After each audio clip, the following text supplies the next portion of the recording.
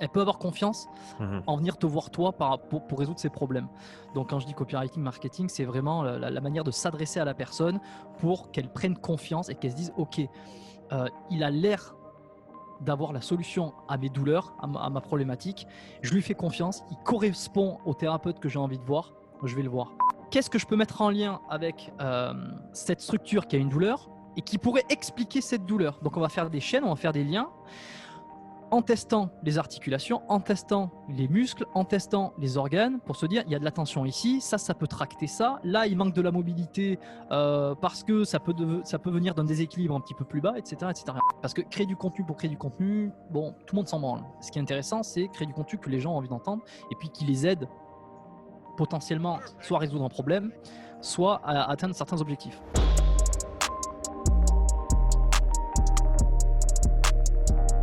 Ok Jérôme, on est parti, comment tu vas? Ben merci, ça va très bien. Et toi, comment ça va? Ça va bien, bienvenue sur le podcast. Merci, je suis très content. Je vois ton super setup. On n'a pas le même bras de micro, Non. pas de la même marque, on n'a pas le même micro non plus, mais je vois qu'on est organisé à peu près de la même manière, donc ça fait plaisir. Ouais, exactement. Donc, peut-être pour donner un peu de contexte, tu peux te présenter pour les auditeurs Hmm. qui ne te connaissent pas encore?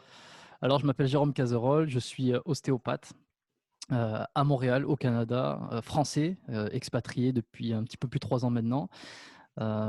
J'ai une affinité particulière pour les sportifs de manière générale, même si j'aime bien l'entraînement physique, Mhm. les blessures liées à l'entraînement physique, comment améliorer, euh, diminuer les douleurs ou en tout cas faire passer les blessures plus vite et rétablir la posture chez les sportifs.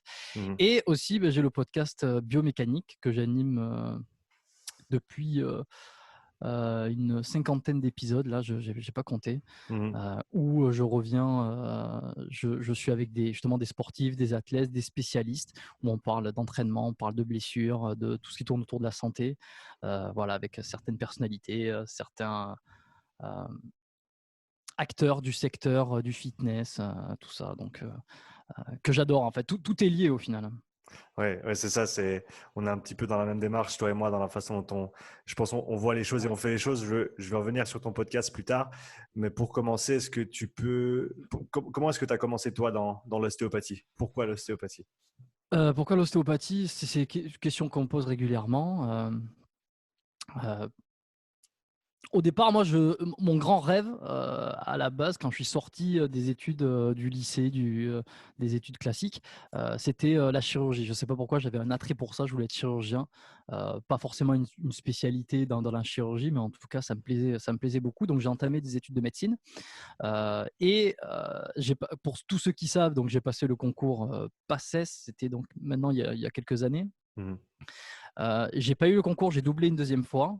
Enfin, en gros, j'ai repassé le concours, comme on dit, on double la première année. J'ai eu sage-femme. Pour ceux qui savent, les classements, en fait, il y a des classements. Hein.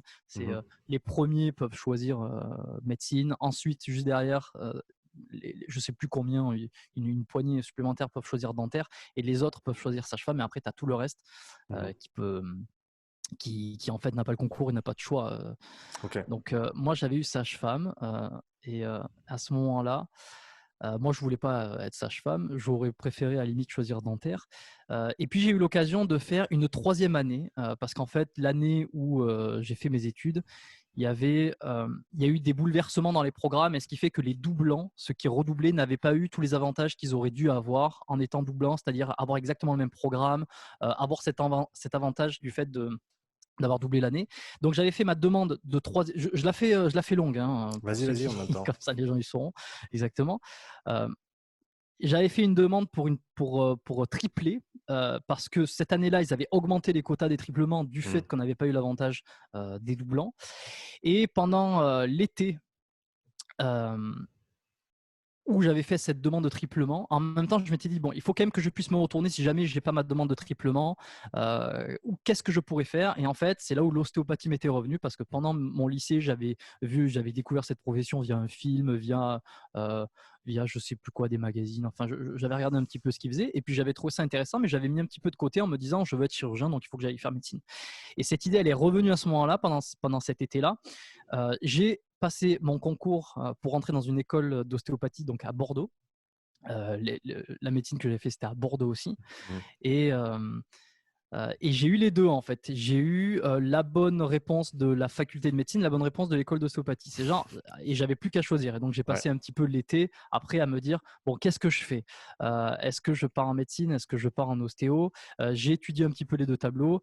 Et puis je me suis rabattu sur le choix plus rationnel, plus terre à terre, peut-être un peu plus sage dans un sens, parce qu'il faut savoir que le concours de médecine, c'est un concours qui est compliqué. On Mhm. n'a pas trop de vie dans le sens où on doit travailler tout le temps. Et puis, comme on est en concurrence avec tout le monde, tout le temps qu'on passe pas à travailler, c'est du temps c'est des places qu'on perd dans le classement. Mhm. Donc là, ça fait un petit peu comme le choix par défaut. Mais en réalité, c'était vraiment un choix réfléchi, parce que cette idée de traiter, de soigner par des manipulations manuelles et puis en touchant, il y avait un peu cet esprit aussi, à l'époque je ne le savais pas, mais euh, euh, un peu magique, tu vois. Tu touches, tu Mhm. sens des tensions et puis tu arrives à savoir où c'est qu'il y a des problèmes. Tu sais, le fameux ostéo, il touche certains endroits de mon corps et puis il est capable de dire tiens, tu as eu cet accident, tu as eu ça, tu as un Mhm. problème là-dessus, c'est pas complètement guéri et puis ça vient donner un problème là. Donc c'était assez intéressant. Moi, ça me plaisait cette idée-là.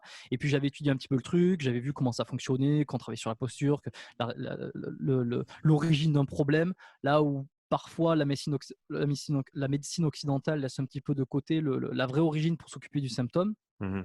En ostéopathie, on va essayer d'aller chercher la cause du problème et non pas uniquement la symptomatologie. Donc Mhm. tout ça me plaisait bien, et c'est comme ça que j'ai jumpé dans l'école d'ostéo, que j'ai fait mes études, que je suis sorti, etc. À partir Voilà, du je te moment. l'ai fait très longue, excuse-moi, hein. Non, t'excuses pas. À partir du moment où tu as terminé ces études-là, après combien de temps t'es parti au Canada? Alors, ce qui s'est passé, c'est que j'ai été diplômé 2000.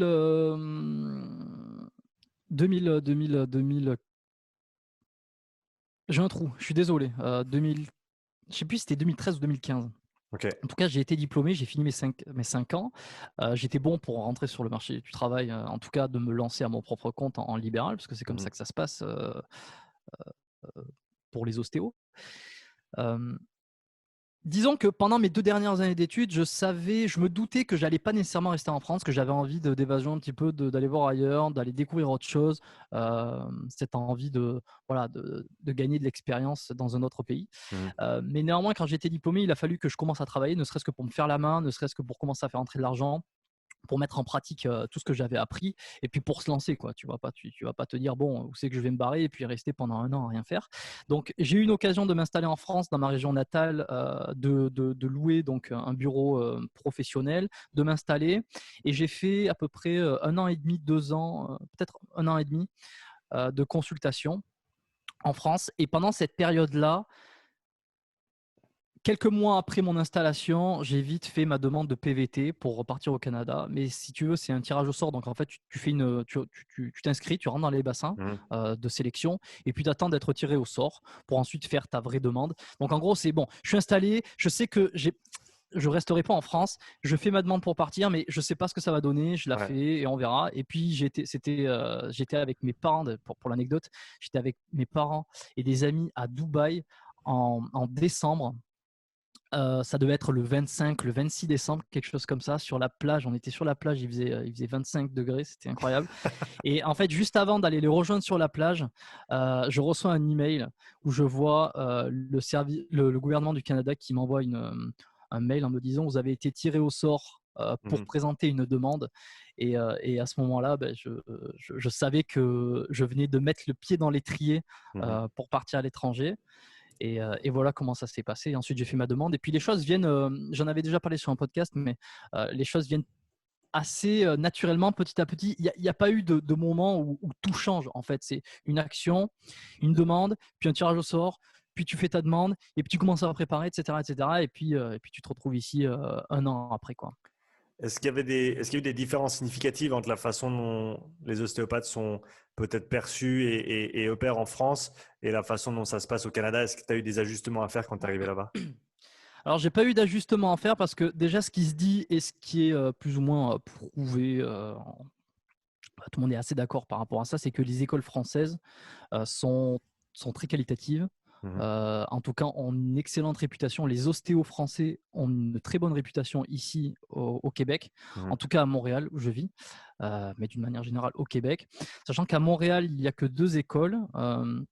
En France, il y en a, je ne sais pas combien aujourd'hui, peut-être une vingtaine, plus d'une vingtaine. Mais en tout cas, on est très bien formés. Donc, c'est comme ça qu'on nous perçoit. Ce qui fait que l'avantage qu'il y a eu, et ça, c'était étudié aussi lorsque j'ai fait ma demande et que je voulais venir à Montréal pour travailler, c'est que j'avais vu qu'il n'y avait pas de nécessairement d'équivalent à passer, Mhm. sachant que notre niveau était considéré, en tout cas, meilleur que le niveau qu'il y avait ici. Donc, si tu veux, ça n'a pas Mhm. un grand intérêt à passer une équivalence dans ce moment-là. Non, il fallait juste, d'un point de vue administratif, être assuré, adhérer à la bonne association, etc. Donc non, ça n'a pas été compliqué. Peut-être qu'aujourd'hui, ça l'est un petit peu plus pour ceux qui vont vouloir débarquer, si les frontières veulent réouvrir un jour. En tout cas, pour moi, ça n'a pas été compliqué. Si tu veux, la mise en place, les procédures pour venir, pour pratiquer, n'ont pas été compliquées. Ce qui a été compliqué après, c'est l'exécutif, si tu veux. C'est trouver un bureau, c'est développer ta clientèle, c'est se faire un réseau, etc. C'est ça qui a été plus dur.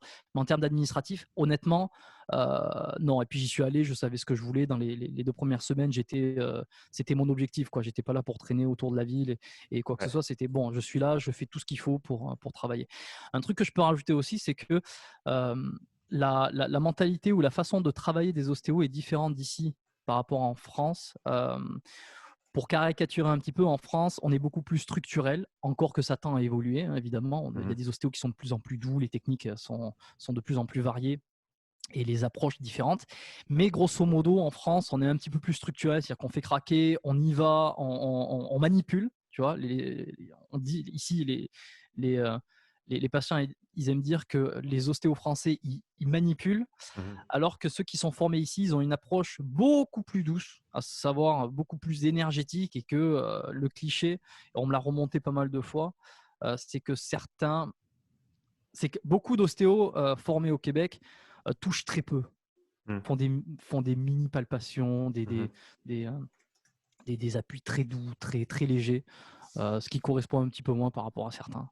Mhm. Est-ce que du coup, tu as dû ajuster ta pratique dans un sens ou dans l'autre en commençant Non. à travailler au Alors, Canada?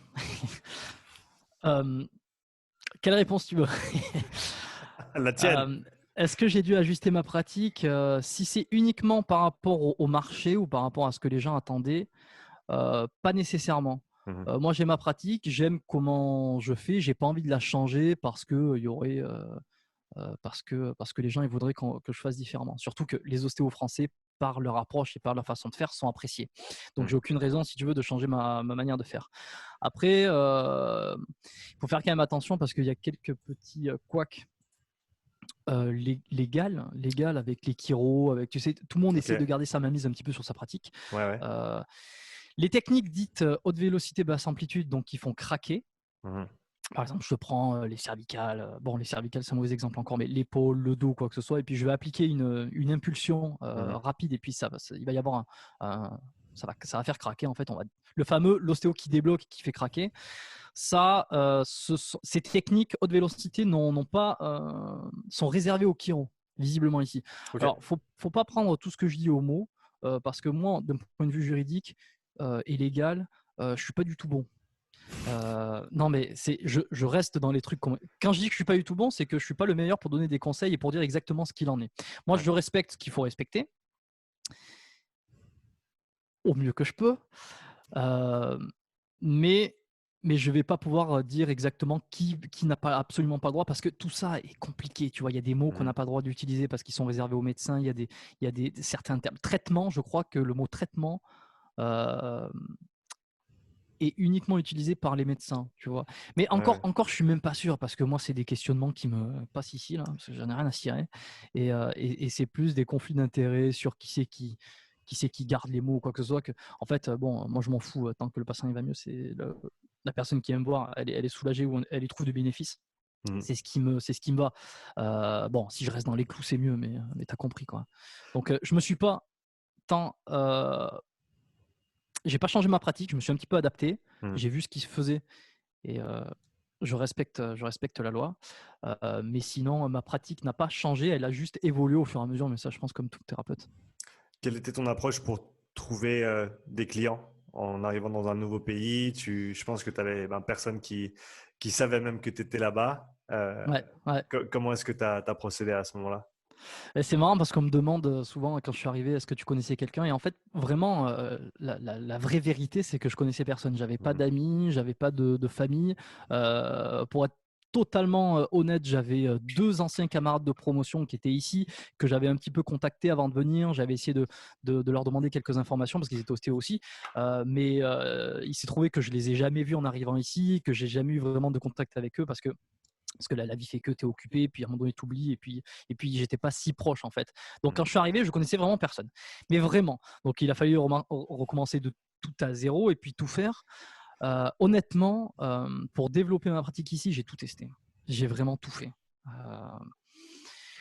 J'ai démarché à l'extérieur, j'ai créé mon site web, j'ai fait de la publicité. Alors de la publicité, si tu veux, le terme est un peu, faut le prendre entre guillemets, mais de la communication commerciale pour ceux Mhm. qui, parce que les professionnels de santé, non, ne vont pas faire de publicité. Bon, en réalité, quand tu connais personne et que personne te connaît, si tu fais pas publicité, Ouais.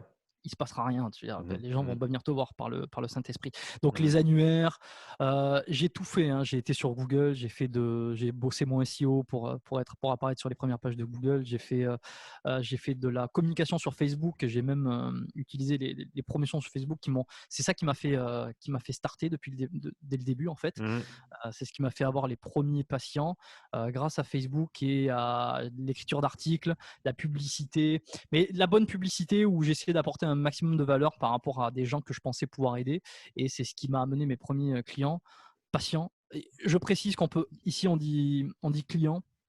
Ok. Le mot patient est réservé pour les professionnels de santé le médical. Mhm. Mhm. Euh, bon, les ostéos se défendent de dire aussi patient parce que ça fait un petit peu plus ça fait un petit peu plus, tu vois, on a des patients, tu vois, on fait partie du corps médical. Moi, je m'en fous, client ou patient, c'est pareil, on se comprend. Ouais.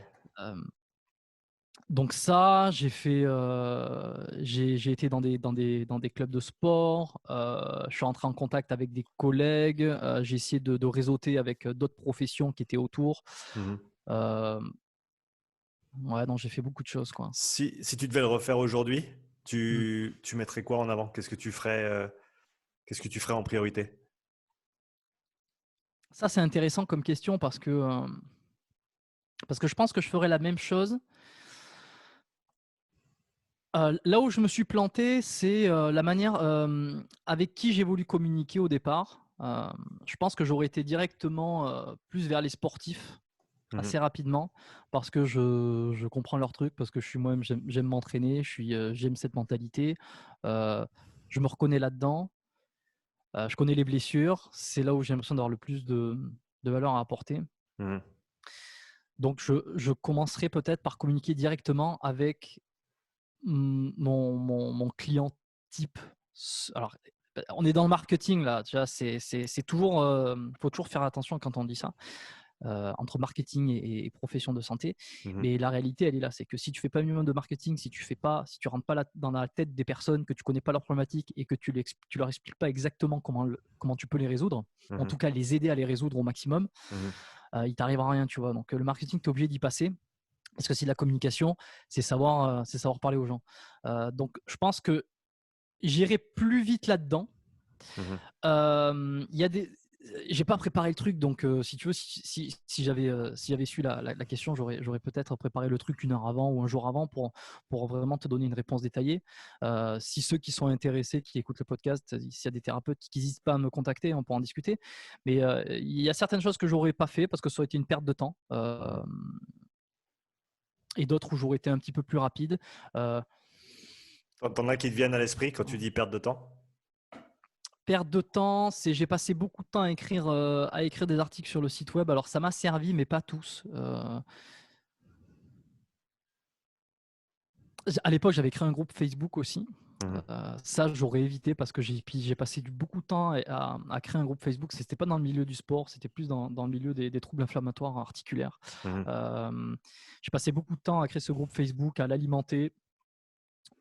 Ça, je ne l'aurais pas fait parce que je l'ai abandonné. J'ai vu que finalement, c'était pas quelque chose qui me plaisait. Si tu veux, j'avais des informations à apporter, mais en cabinet, en fait, j'étais assez limité et c'était pas ce qui me faisait triper. Mhm. Euh, voilà. Et puis, je pense vouloir faire tout seul, complètement indépendamment aussi, ça m'a un petit peu ralenti.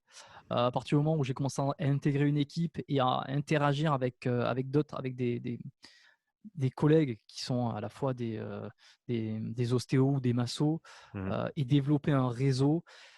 Il faut savoir qu'en ayant tout testé à peu près, ce qui marche beaucoup, c'est le vrai marketing.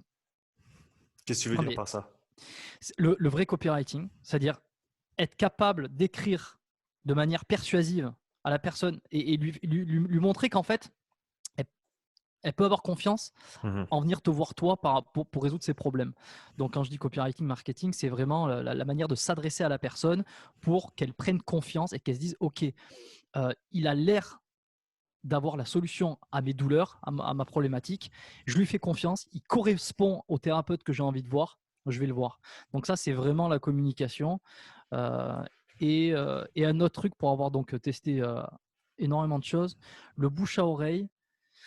C'est un truc qui se dit, je confirme, hein, le bouche à oreille, c'est ce qui fonctionne le mieux. Le problème, c'est que le bouche à oreille, pour le faire démarrer, ça prend du temps. Mhm. Mais parce que le bouche à oreille, en fait, il remplace absolument tout ça. Il remplace le site web, il remplace le marketing, le copywriting, l'écriture d'articles, le, le démarchage, les flyers. Ça, j'ai pas fait. Non, j'ai pas fait les flyers, mais donner les cartes de visite, etc. Mhm. Le bouche à oreille remplace tout ça à une vitesse fois 100 parce que c'est une personne qui t'apprécie qui dit à un proche, va le voir lui parce qu'il m'a soigné ça et en fait ça va t'aider par rapport à ça. Et là la Mhm. personne skip tout. Elle va pas regarder quitter ou quoi que ce soit, elle va prendre le numéro, elle va appeler, elle va prendre rendez-vous. Mhm. Mais bon, le problème c'est qu'il faut bien démarrer quelque part.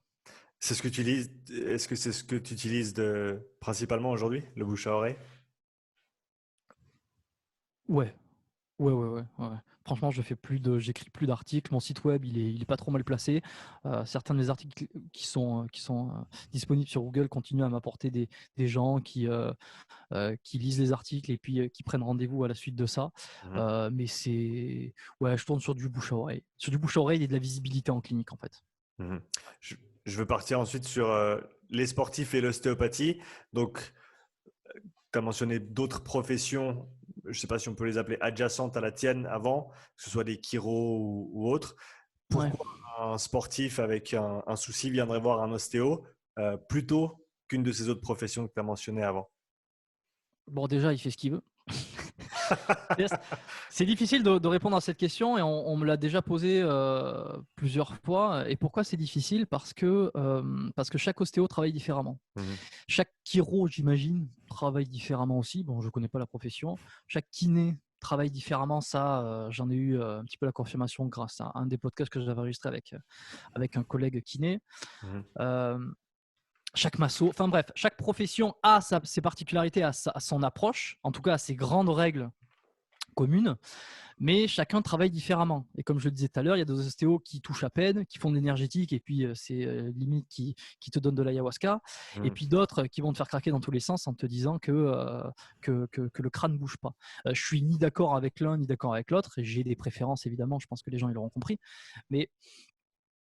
mais au-delà de la profession en elle-même, ce qui va être plus important, c'est de voir l'expérience qu'a le thérapeute, qu'a l'ostéo, le chiro, les affinités et la manière dont il communique laisse transparaître quel genre de personne avec qui il a le plus d'expérience, avec Mhm. qui il a eu le plus de résultats. Alors certains se marketent très mal et ont un site web marqué je vois tout le monde. Donc là, c'est vrai que c'est difficile de connecter avec cette personne. On en revient sur le fait de bien communiquer. Euh, mais si tu veux, c'est à tester. Il faut tester un thérapeute. Il faut voir Mhm. ce qu'il fait. Il faut peut-être demander à son entourage qui c'est que tu as vu, comme on parlait du bouche à oreille. Pourquoi on viendrait voir un ostéo plutôt qu'un chiro? Tu peux avoir des résultats avec un ostéo et pas avec un autre. Tu peux avoir des résultats avec un chiro et pas avec un autre.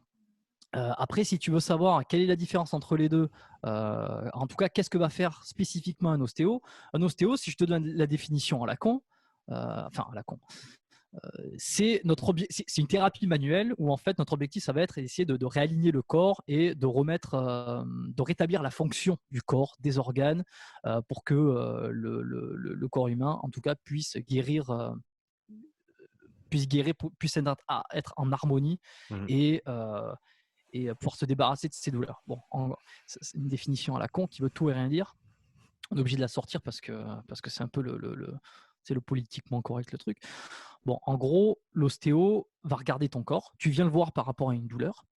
Il va te screener de haut en bas, un petit peu tous les étages, parce que son but, ça va être de faire des liens entre différentes structures et différentes pertes de mobilité, différentes troubles de posture, et de se dire, OK, la douleur qu'il a là, d'où elle peut venir? On va essayer de retracer l'origine et de se dire, bon, qu'est-ce que je peux mettre en lien avec cette structure qui a une douleur et qui pourrait expliquer cette douleur? Donc, on va faire des chaînes, on va faire des liens en testant les articulations, en testant les muscles, en testant les organes pour se dire il y a de la tension ici, ça peut tracter ça. Là, il manque de la mobilité parce que ça peut venir d'un déséquilibre un petit peu plus bas, etc., etc. Et on va faire des chaînes comme ça d'origine. Mhm.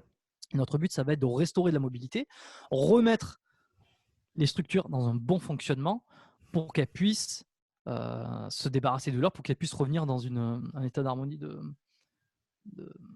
d'équilibre. Je perds toujours le mot.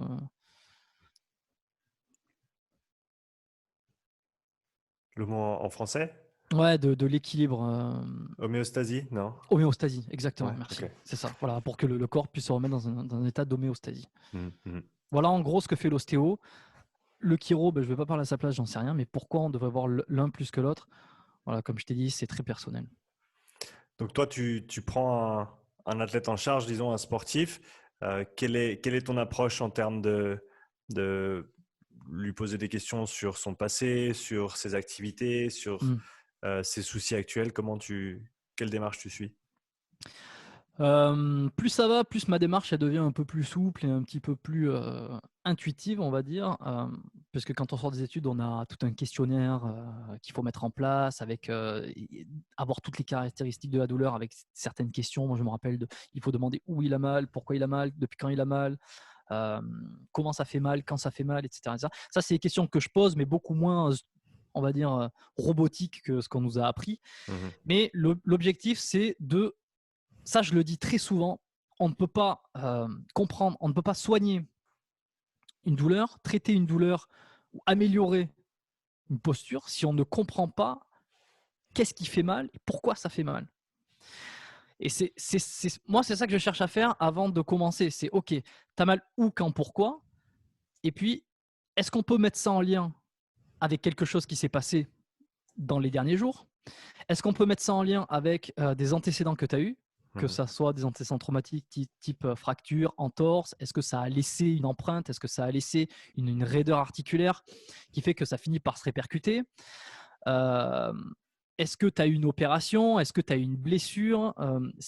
L'objectif, c'est vraiment essayer de comprendre qu'est-ce qui fait mal et pourquoi ça fait mal. Avant, ça, c'est quand on commence à être sur la table et que je commence à regarder un petit peu, à toucher, à palper les différentes structures. C'est de se dire, bon, avant d'essayer de remonter à l'origine, le plus important, et puis c'est ce que les gens veulent savoir aussi, c'est qu'est-ce qui fait mal? Mhm. Quelle est la structure qui fait mal? Donc, on vient de te voir, on a mal à l'épaule, et puis tu dis, bon, ben, tu as mal à l'épaule parce que tu as une cervicale bloquée. Bon, en général, le sportif, ça lui va pas trop parce qu'il aime bien comprendre pourquoi il a mal et pourquoi c'est bloqué.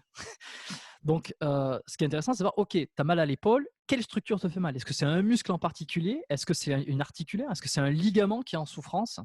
Et une fois qu'on a ça, OK, ça c'est en souffrance, c'est ça qui te fait mal. Tu as vu, je mets le doigt dessus, fais ce mouvement précis avec résistance, tu vois, c'est ça qui te fait mal. Donc maintenant, pourquoi ça fait mal? On va essayer de comprendre l'équilibre de l'épaule, on va essayer de se dire, est-ce qu'il y a un lien avec les cervicales à ce moment-là? On va regarder les cervicales, tu vois, il y a une cervicale qui bloque, et je vois que ce muscle ici, il est tendu, ou au contraire, il n'est pas assez fort, ce qui fait qu'il y a un manque de mobilité, ce qui fait qu'il y a un manque d'équilibre, et puis ce muscle finit par souffrir. Et Mhm. c'est ça qui te fait mal. Donc voilà un petit peu le schéma, ou en tout cas les étapes que j'essaie de respecter quand je vois quelqu'un. Après avoir vu quelqu'un disons que tu as fait des manipulations, Mm. est-ce qu'il y a toujours cette période de 24 heures, 36 heures où on ne veut pas faire d'activité physique après s'être fait manipuler? Est-ce que c'est toujours le cas? Est-ce que c'est… Comment tu... Non, c'est hyper personnalisé et j'ai pas une réponse. Je vais pas avoir une réponse hyper claire. Euh, Ça dépend le problème, ça dépend, la personne.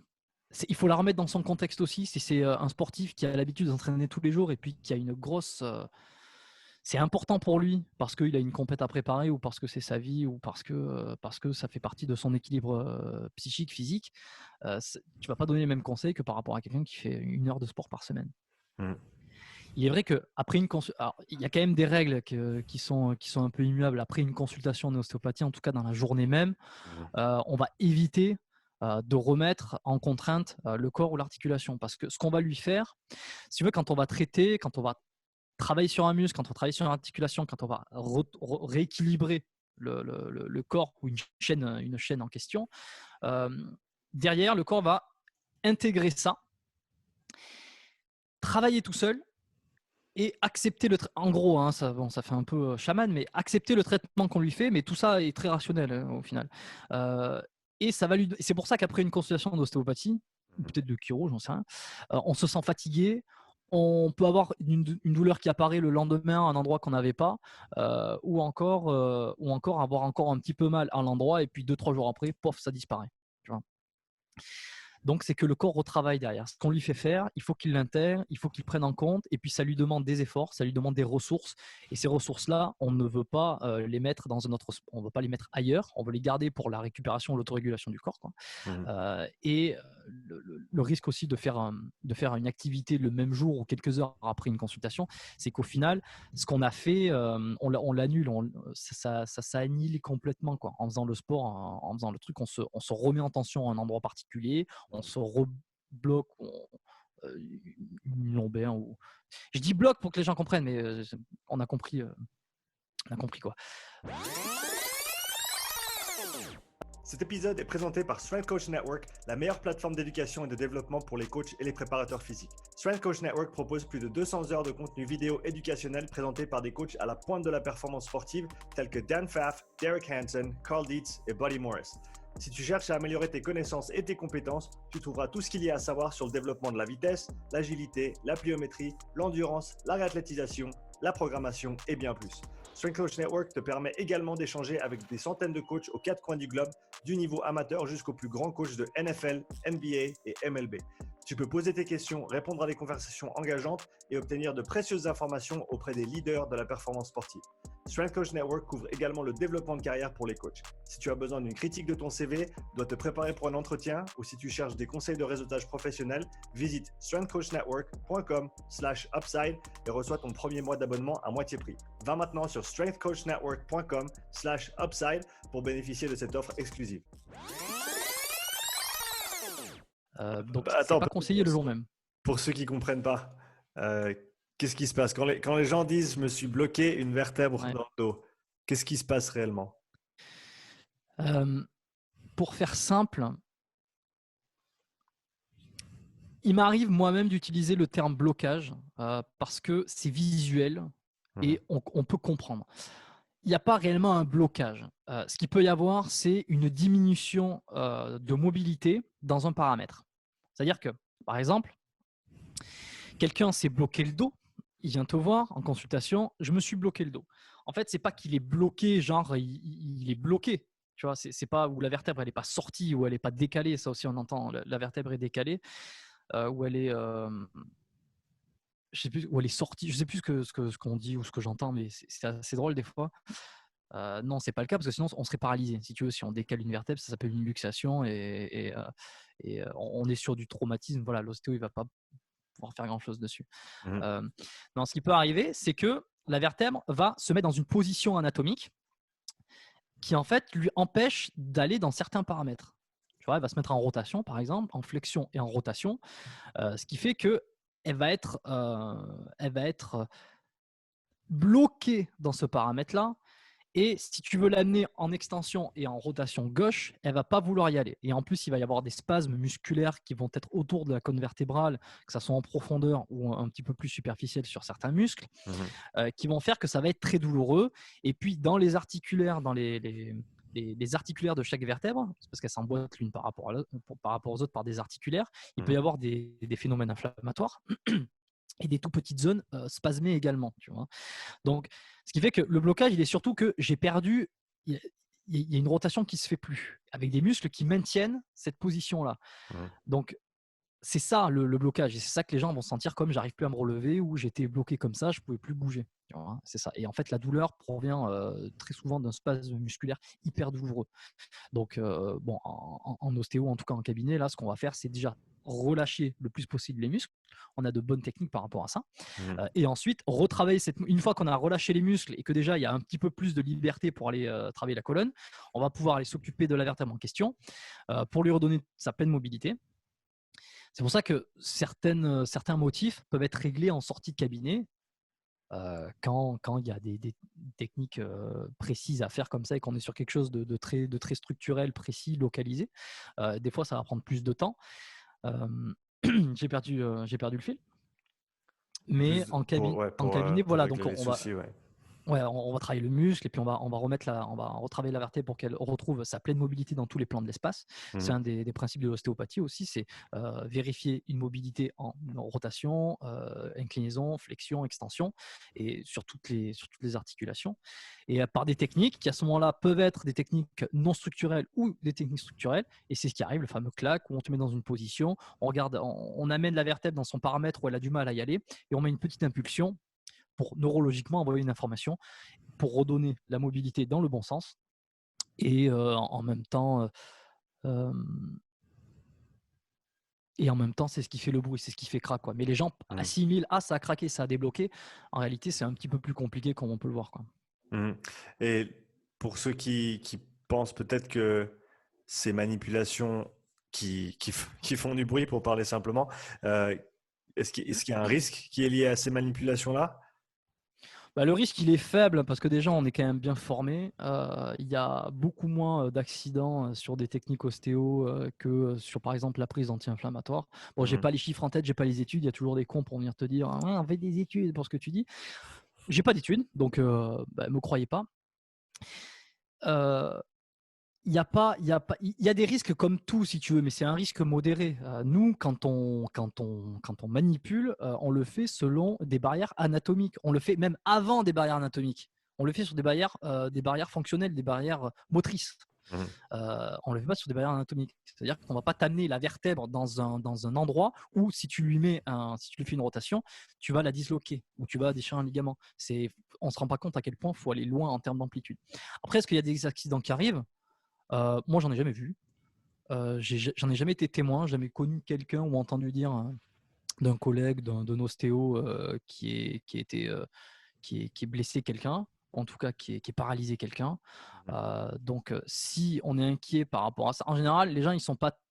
C'est une peur, tu vois, c'est une appréhension, ou alors ils aiment pas ça, j'aime pas quand ça craque. C'est un truc un peu psychologique où on n'aime pas ça, mais en réalité, non, tu peux pas. Sauf si tu vas comme un barbare, mais bon, ça... au niveau des cervicales. C'est encore un autre problème. Ouais. Est-ce qu'à ton sens, il y a des cas de figure que tu vois souvent peut-être et ça, c'est peut-être pas la meilleure question pour t'amener des nouveaux clients, mais des cas de figure qui pourraient être résolus avant de venir te voir ou oui. Ah non, mais ça, j'ai aucun problème à en parler. Pas lieu d'être.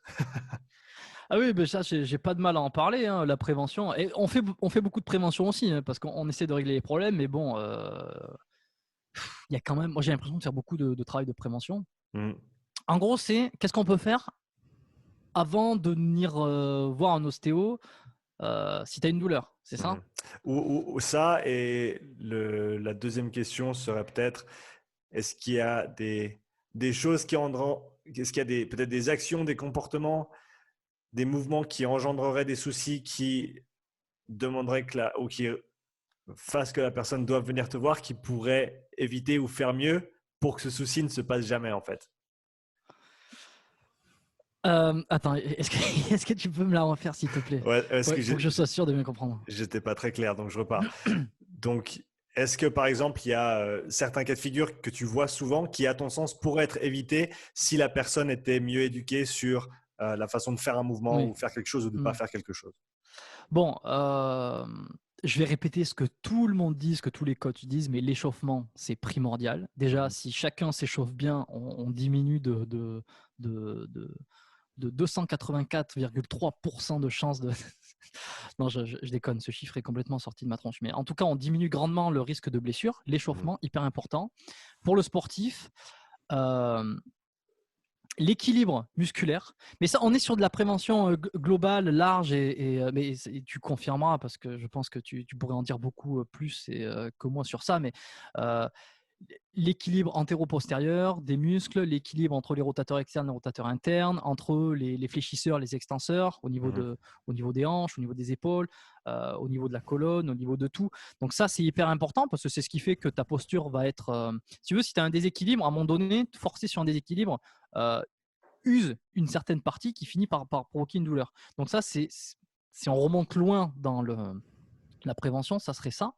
Si je peux te donner un exemple beaucoup plus concret et précis sur qu'est-ce que j'aurais pu faire concrètement pour éviter de me blesser à ce moment-là, il y a le fameux je me suis bloqué le dos dont on parlait tout à l'heure. C'est-à-dire que je suis penché en avant, j'arrive pas à me relever, je me lève ce matin avec complètement bloqué. Ça peut être en bas du dos, ça peut être au milieu du dos, ça peut être sur les cervicales.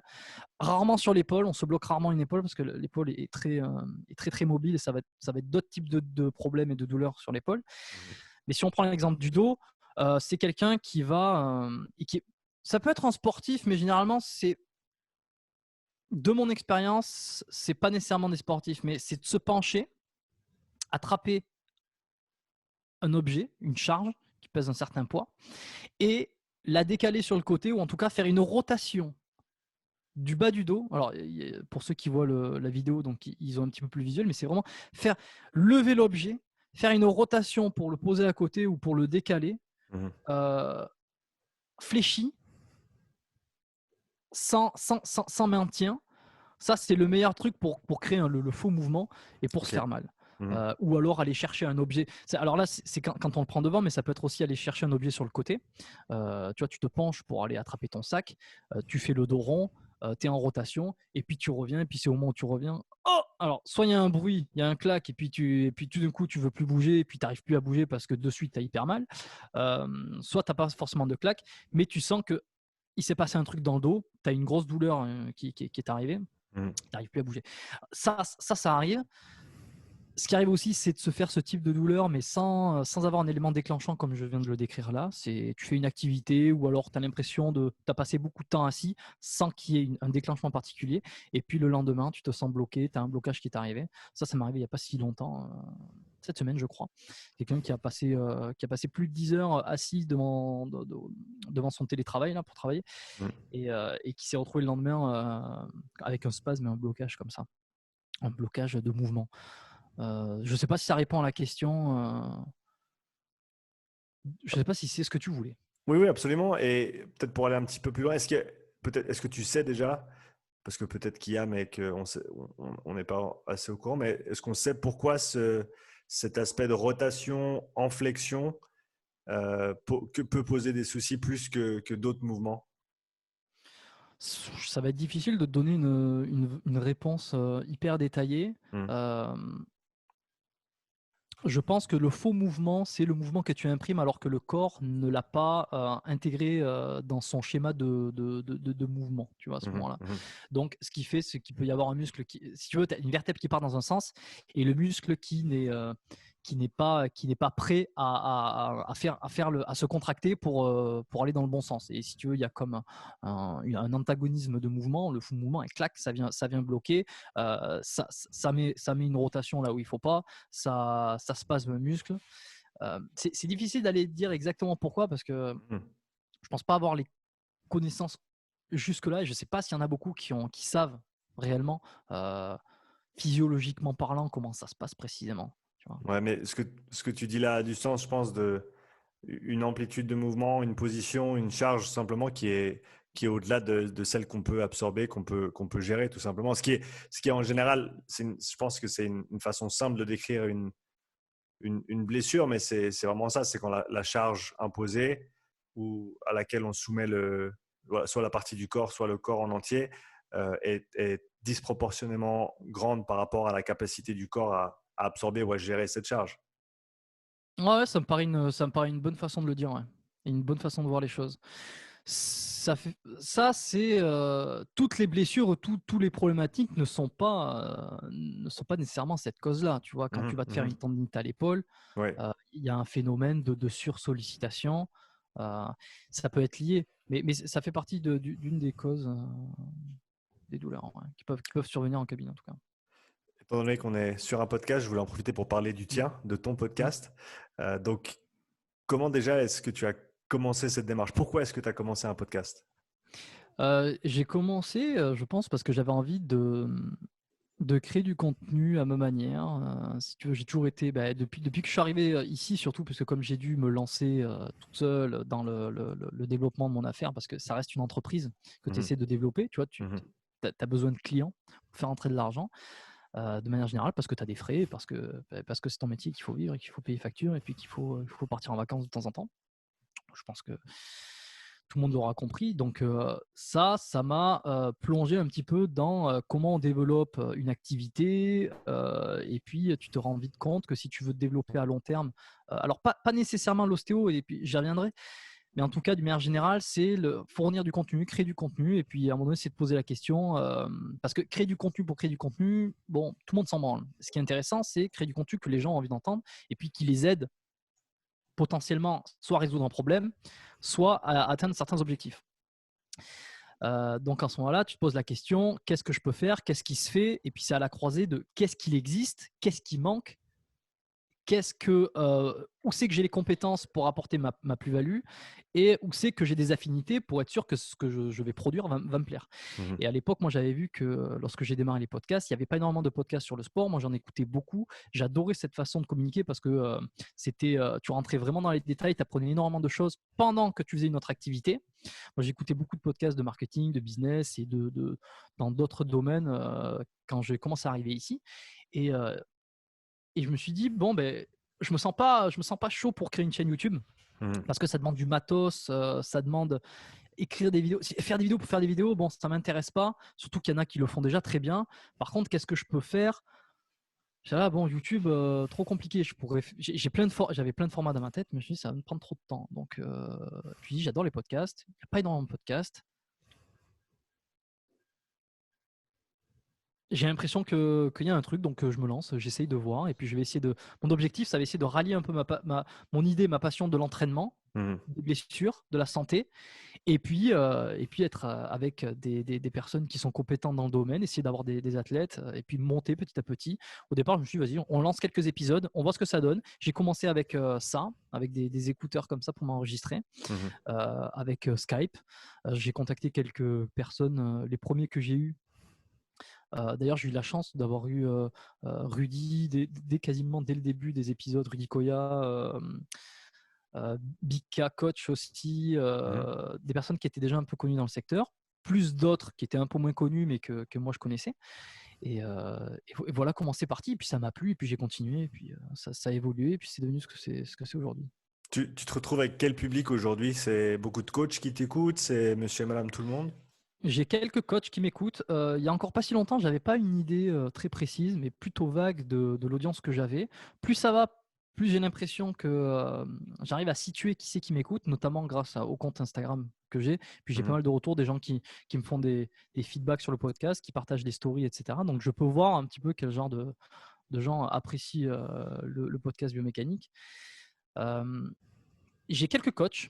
J'ai beaucoup de personnes qui sont sportifs intéressés par la préparation physique. Mhm. Je pense que c'est dû au fait aussi que j'ai reçu Aurélien Broussal-Derval, j'ai eu Olivier Bollier, Didier Reis, Mhm. Didier Ress, que je prononce toujours à l'américaine, je ne sais pas pourquoi. Didier, si tu m'écoutes, excuse-moi. Euh, donc ça a fait que ça m'a attiré aussi des gens qui adoraient la préparation physique, et puis le côté technique de l'entraînement et un petit peu ce qu'il y a derrière. Et de plus en plus de grand public, j'ai remarqué Mhm. aussi, parce que Mhm. j'ai eu d'autres invités qui étaient dans le Major Gérald, il n'y a pas si longtemps, qui fait un carton cet épisode, que j'ai adoré enregistrer. Euh, Beaucoup de personnes qui sont intéressées par la musculation, le bodybuilding, tu vois, parce que j'ai eu quand même pas mal d'athlètes là-dedans. Mhm. Donc, c'est un panel de sportifs, mais qui tend à grandir et à s'élargir de ce que je vois là. Ouais, on en Et a tant parlé mieux. un petit peu avant de commencer l'enregistrement, mais comment est-ce que peut-être on peut en parler maintenant, comment est-ce que tu choisis tes invités? Alors, je l'ai choisi, ça a beaucoup évolué. Je dirais qu'aujourd'hui, je l'ai choisi en fonction de quel angle je pourrais avoir grâce à cet invité, en fait. Si tu veux, bon, il y a plusieurs façons d'aborder le truc. Il y a les invités qui sont connus, qui sont famous.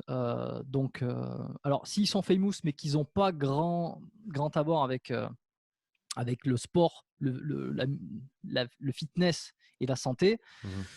bon, bah, c'est pas très intéressant. En général, en tout cas, je veux pas les avoir de suite, tu vois, parce que je trouve que c'est un petit peu. Ça m'est arrivé dans le passé d'avoir des épisodes qui sortaient un petit peu du lot comme ça, enfin, qui n'avaient rien à voir avec la choucroute et qui étaient moins, si tu veux, ils étaient moins cohérents par rapport à ma ligne, tu vois. Mhm. Donc, j'essaie d'avoir des invités qui sont dans le milieu du sport, un minimum du fitness, de la muscu, de la santé, de manière générale. Il faut que ça gravite autour. Si on prend l'exemple du Major Gérald, l'épisode, il est énormément tourné sur la façon dont il s'entraîne et puis le physique qu'il faut acquérir et qu'il faut avoir, les compétences physiques et mentales pour être dans la Légion étrangère. Mhm. Donc, ça a quand même un lien. Euh, et voilà, c'est ça. C'est qu'il faut qu'il. Et puis il faut que je sois sûr de passer un bon moment avec eux, quoi. Enfin, sûr. On n'est jamais sûr, mais c'est aussi une curiosité de savoir, de les connaître un peu plus, de savoir qui ils sont, voilà. Et puis j'essaie de penser au public. Je me dis voilà, qu'est-ce que le public aimerait entendre, et puis qu'est-ce qui pourrait lui servir à travers cet invité ou cet épisode. Mhm. Comment est-ce que ton approche a évolué en termes du questionnement, de ta préparation avant les épisodes ou la façon de les produire, de les post-produire et de les poster? Comment est-ce que tu as évolué Ça, depuis que tu as ça, commencé? ça a beaucoup évolué. J'ai beaucoup automatisé et beaucoup procéduré les trucs. Je suis un grand Mhm. fan des procédures parce que ça fait un gain. C'est parce que je suis un peu maniaque à temps plein.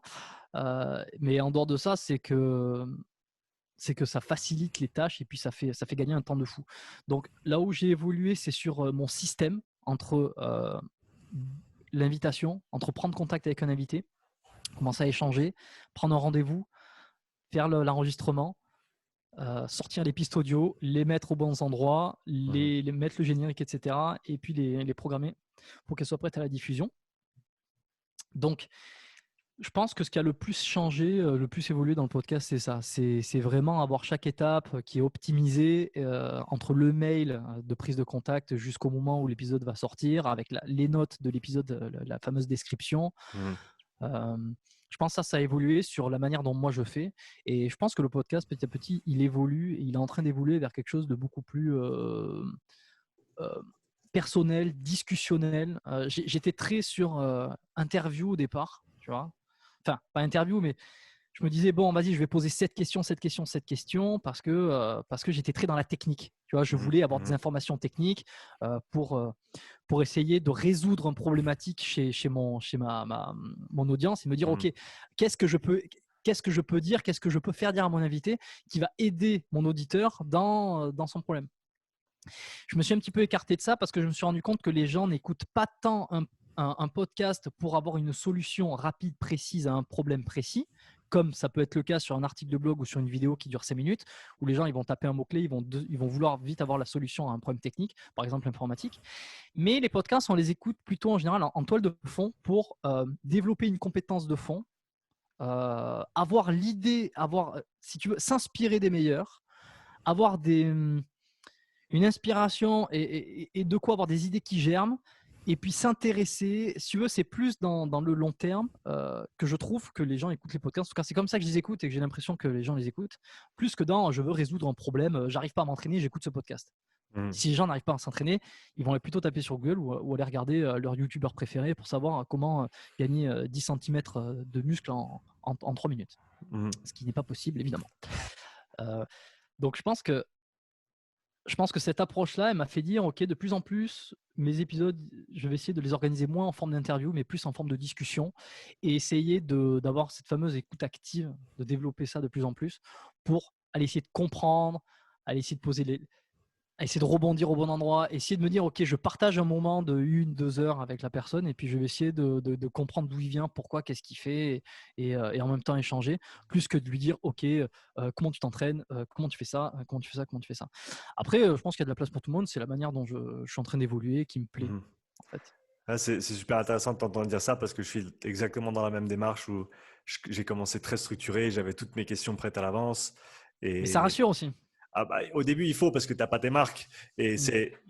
je pense, avoir ces conversations-là, interviewer de manière active, c'est une compétence en elle-même et elle se développe au cours du temps. Et c'est clair que, voilà, là, à l'heure actuelle, je perds avec 4, 5 sujets principaux qu'on va peut-être aborder. Des fois, on ne les aborde même pas.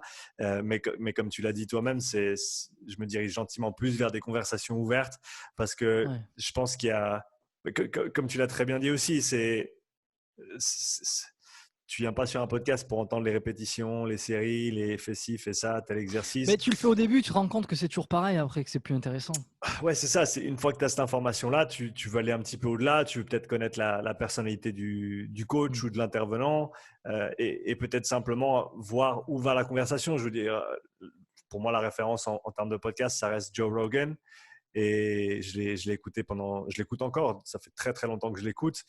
Et c'est clair que c'est simplement des conversations entre deux personnes, souvent avec des invités très, très intéressants ou avec des points de vue qui sont intéressants. Et c'est ça qui fait le podcast. Ce n'est pas les détails de tout ce que tu as dit pendant le podcast, comme si tu lisais un bouquin, en fait. Mm. Oui, c'est tout à fait ça. J'ai l'impression que les podcasteurs qui font ça depuis un moment sont beaucoup plus. Tu vois, il y a moins l'idée de poser des questions et d'être dans la technique que Mhm. vraiment de partager et puis de faire partager une conversation.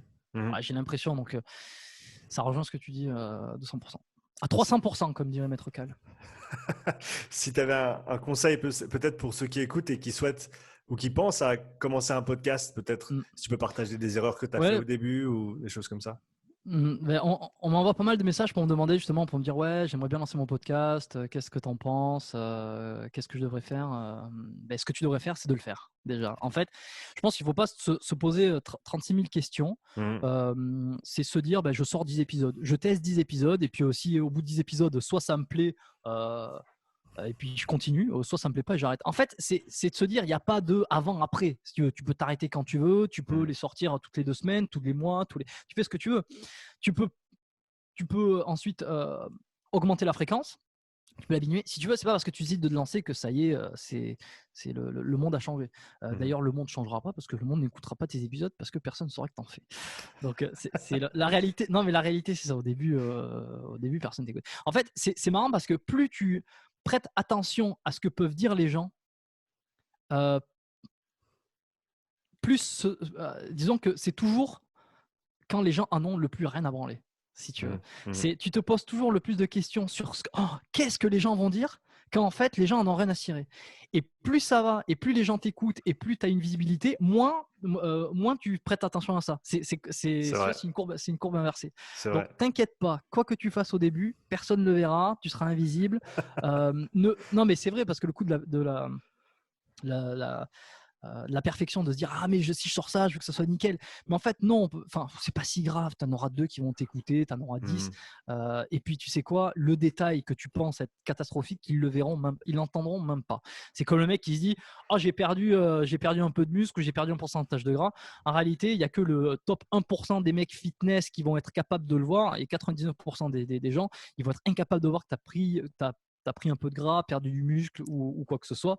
Mhm. Donc c'est pas si grave. Surtout si tu fais ça pour les autres. Euh, donc le meilleur conseil, c'est de se lancer, et de se lancer avec le matériel, le truc le plus simple. Hein. Tu prends des écouteurs filaires comme ça, en termes de fil, en termes de micro, ça fait le taf. Tu envoies un mail. Enfin, ça dépend. Si tu veux faire un podcast tout seul, bah, c'est tout. Tu t'enregistres avec le dictaphone et puis ensuite tu mets l'épisode et puis terminé, bonsoir. Si tu veux avoir des invités et partager des conversations, bah, tu prends contact avec les invités. Ça, bah, je vais pas t'apprendre comment aller sur Internet. Hein. Je veux dire, tu peux aller sur le site web de la personne, sur sa chaîne YouTube, sur son compte Instagram, tout ce que tu veux, et tu lui écris, tu l'envoies un mail en lui disant voilà, je lance un podcast, etc. Est-ce que tu veux participer? Après, au fur et à mesure, tu amélioreras la façon dont tu prends contact avec les invités.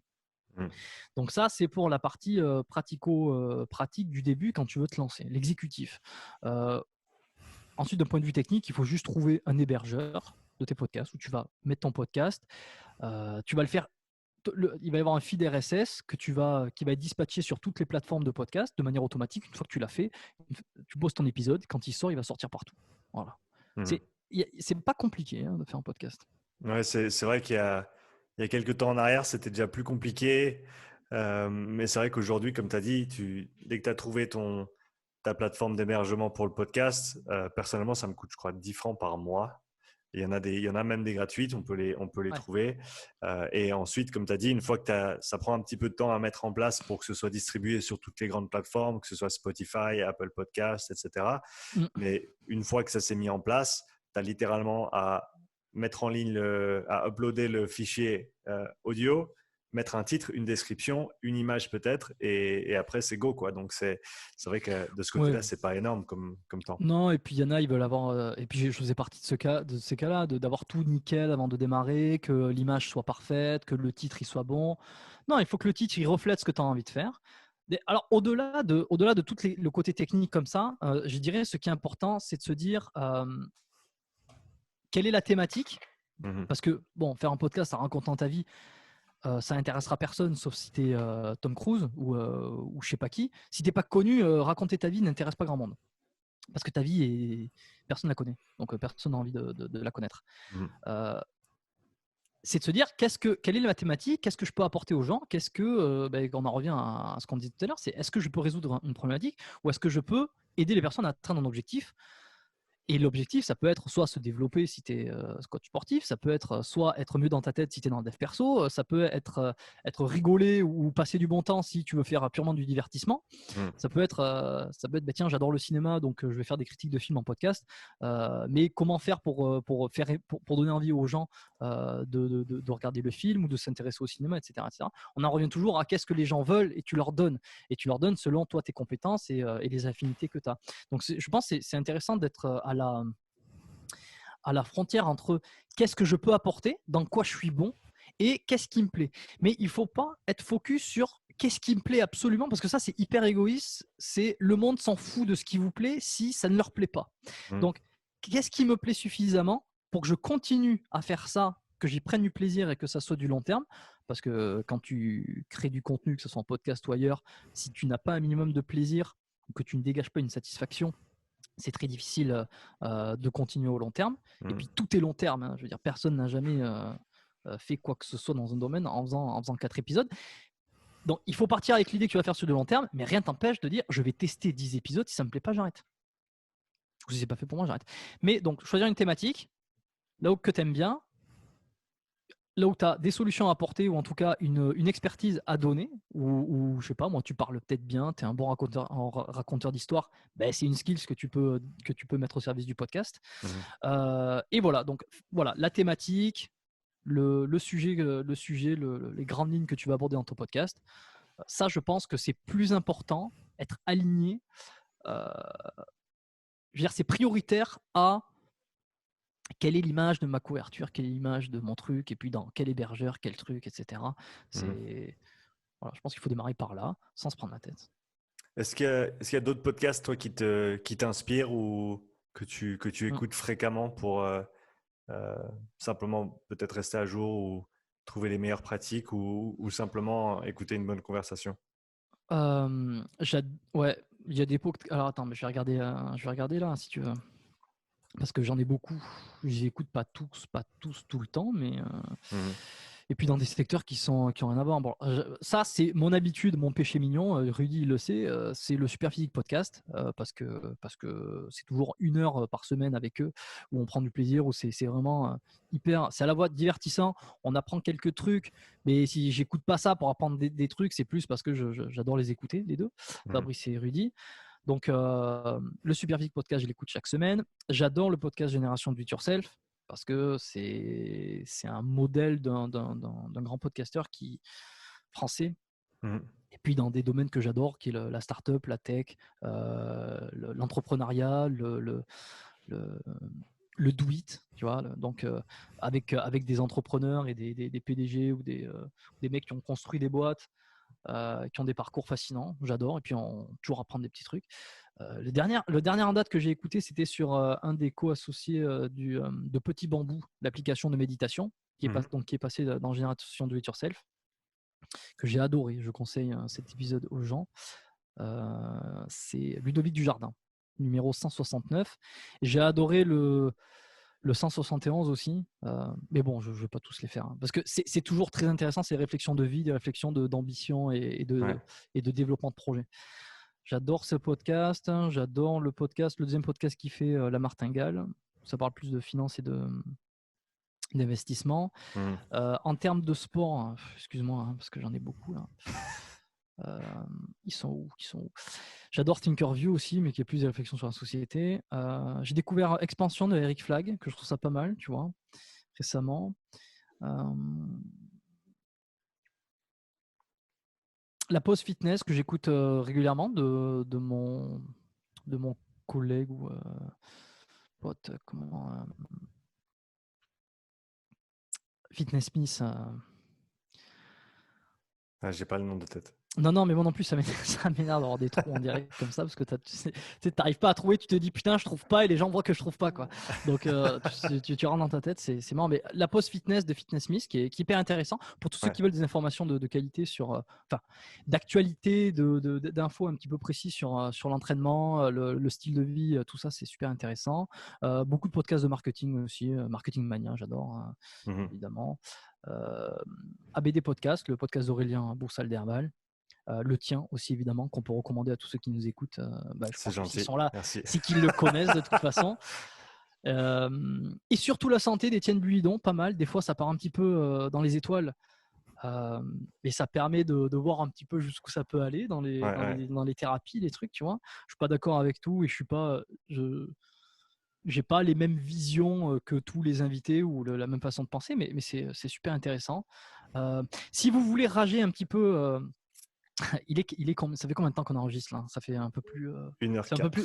Un peu plus d'1 heure, donc je pense que les gens se sont barrés. Enfin, les gens moins pas intéressés se sont barrés, donc je peux commencer à me lâcher. Pour les 3 personnes qui restent. Pour tous ceux qui ont un petit peu marre enfin pas marre, mais qui ont envie d'entendre du féminisme et d'entendre parfois des conneries féministes, les couilles sur la table. J'écoute ça parce qu'au départ, je trouvais ça hyper intéressant d'avoir cette vision, cette approche féministe. Bon, plus ça va, plus je trouve que c'est un podcast qui est totalement à charge. Il n'y a jamais un seul. Donc en fait, je suis en train de démonter un podcast en direct live. Les couilles sur la table. Non, par contre, les couilles sur la table, je recommande des épisodes avec Virginie Despentes qui étaient. Il y en avait 2, je crois, qui étaient excellents, les 2 épisodes. Après, tout le reste, il y a à boire et à manger. Mais très souvent, je coupe l'épisode en plein milieu et je l'arrête parce que je rage tout seul intérieurement parce qu'il se dit pas mal de conneries. Est-ce qu'il y a des invités ou un invité que tu aimerais un jour interviewer que, à ton avis, pour l'instant, est hors de portée pour toi? Jean-Claude Van Damme, je pense. Ça, c'est un grand monsieur, ça. Ouais, c'est un grand type et c'est un grand défi aussi. Et l'idée m'est venue après avoir enregistré, enfin pendant l'enregistrement avec Mick Hauser, un épisode sur le podcast, où il disait que l'un de ses modèles, et puis parmi beaucoup d'invités, c'est un modèle récurrent, hein. C'est un de ses modèles dans son développement physique et puis dans sa jeunesse. Et puis j'ai été dit, si je pouvais l'avoir sur le podcast, ça serait excellent. Et l'idée a germé, je me suis dit, c'est vrai que ça pourrait être un de mes objectifs, tu vois, un de mes objectifs finaux. C'est de pouvoir faire un épisode avec Jean-Claude Van Damme. Il y en a d'autres évidemment, hein, mais c'est le premier qui me vient comme ça. Tu les fais tous en français, tes épisodes?